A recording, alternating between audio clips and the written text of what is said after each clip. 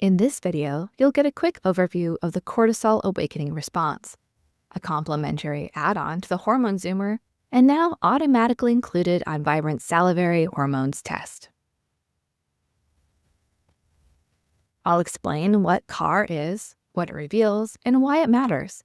We'll discuss the collection instructions and avoiding preclinical errors. Finally, we'll end with methodology and how CAR adds powerful new insight to both the Hormone Zoomer and salivary hormones without adding cost or complexity.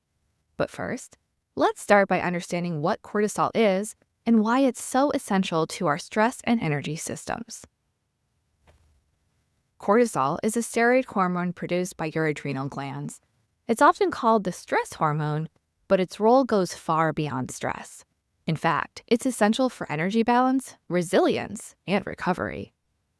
Cortisol supports metabolism and energy production by stimulating the liver to convert amino acids into glucose, increasing glycogen storage, and mobilizing fatty acids into the blood, giving your body quick access to energy when it's needed most.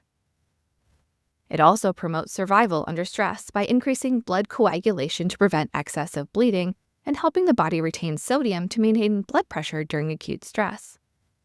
Cortisol modulates inflammation and immune activity, preventing the inflammatory response from going into overdrive. And finally, cortisol stabilizes mood and emotional balance, helping maintain focus, motivation, and overall stress resilience. In short, cortisol helps your body adapt, recover, and perform under pressure every single day. Note that cortisol is not steady or stagnant. Instead, it follows a daily rhythm.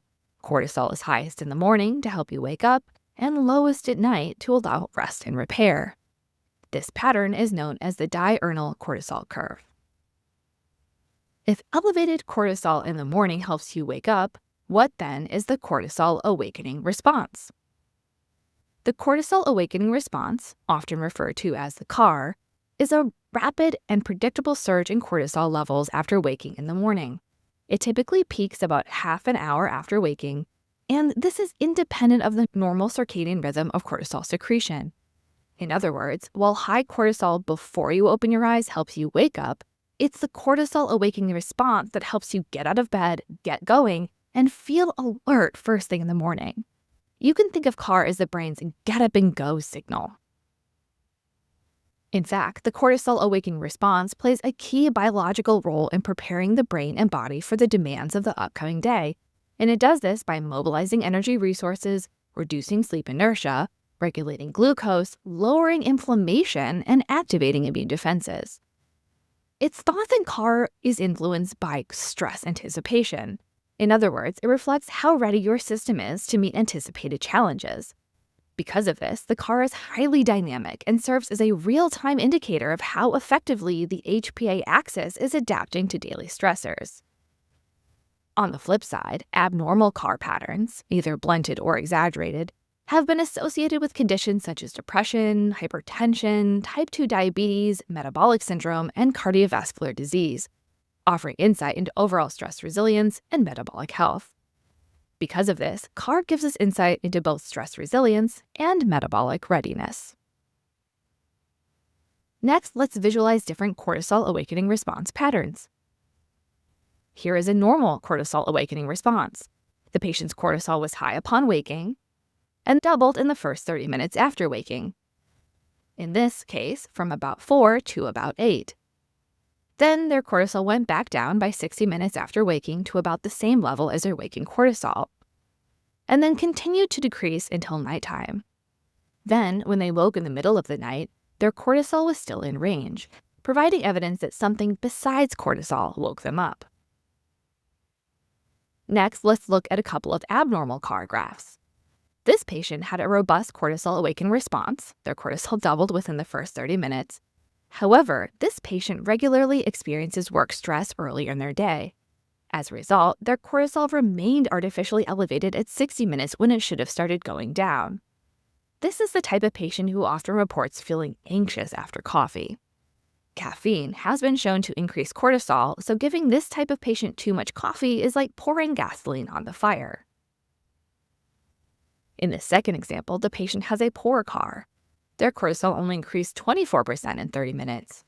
Now, while their cortisol did eventually get into the normal range, it took 60 minutes instead of 30, indicating adrenal dysregulation.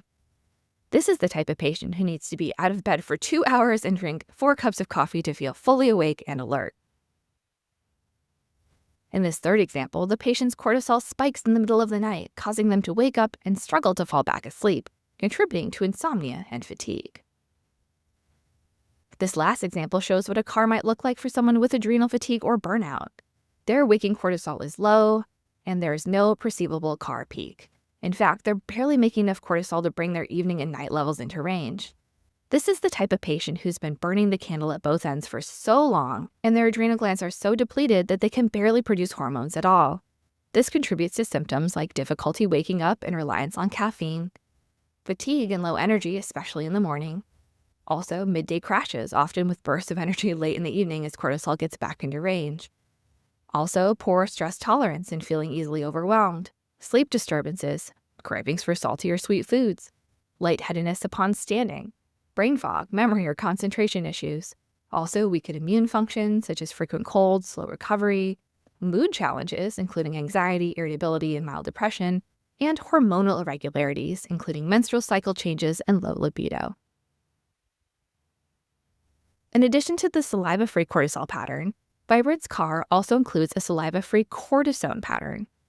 Cortisone is the inactive metabolite of cortisol and generally serves as a secondary, confirmatory marker for assessing changes in free cortisol levels. For example, while this patient's cortisol was elevated at every collection point, their first 3 cortisone levels were within range. This tells me that they're having a difficult time inactivating cortisol.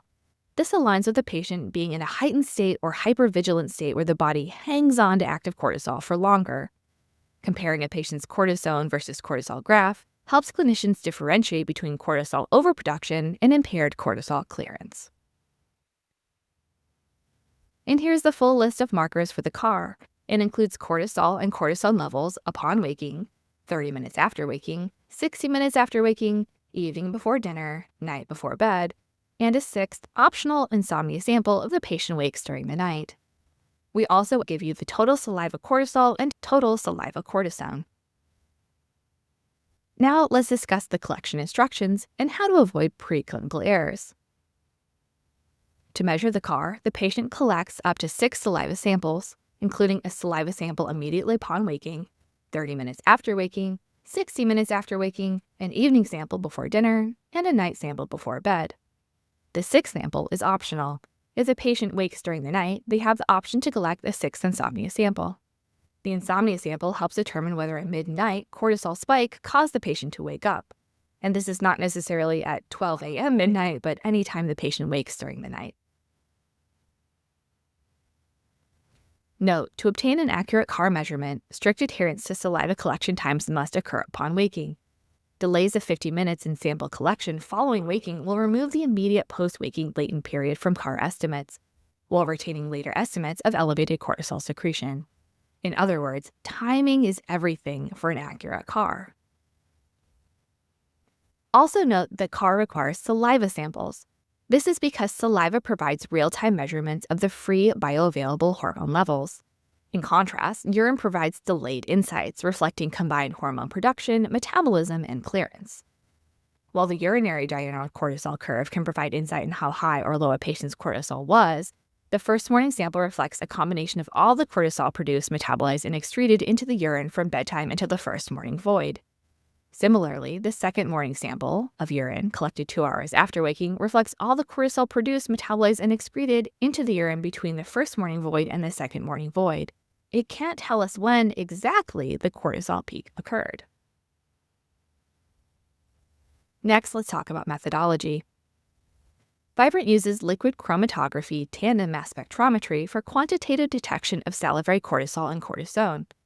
LC-MS-MS is a powerful analytical tool that combines the separating power of liquid chromatography with the highly sensitive and selective mass analysis capability of triple quadrupole mass spectrometry. In fact, mass spec is the gold standard for detection of small molecules, and the same methodology we use for our Hormone Zoomer and Salivary Hormones tests.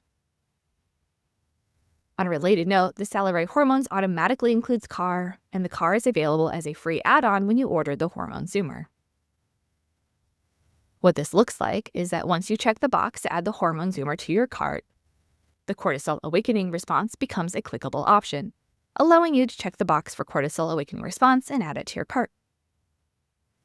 In summary, Vibrant's CAR measurement uses gold standard saliva testing and LC-MS methodology to provide real-time insight into your patient's HPA axis flexibility and stress resilience capacity. Now automatically included with the Salivary Hormones test and available as a free add-on to the Hormone Zoomer without added cost or complexity. To learn more, visit the link in the video description. If you have any questions, please ask them in the comments below this video. Thanks for watching, and I hope you have a vibrant day.